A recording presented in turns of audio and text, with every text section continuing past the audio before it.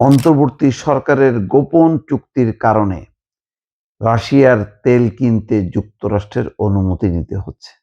তার মানে তখনও কিন্তু বলা হচ্ছিল যে যুক্তরাষ্ট্রের সঙ্গে এমন চুক্তি করা হয়েছে যে যুক্তরাষ্ট্র যেখানে যেখানে নিষেধাজ্ঞা দেবে সেই সব জায়গাগুলো থেকে বাংলাদেশও কোনো পণ্য কিনতে পারবে না বা সেখানে রপ্তানি করতে পারবে না। আচ্ছা বলেন, যুক্তরাষ্ট্র তার অর্থনীতি, তার নীতি নানান কারণে নানা দেশের সাথে বিরোধ হয়।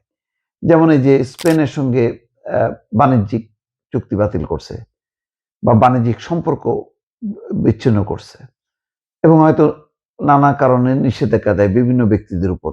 সেটা তার দেশের পলিসি অনুযায়ী তারা ইরান থেকে শুরু করে রাশিয়া কত জায়গায় তারা নিষেধাজ্ঞা দেয়।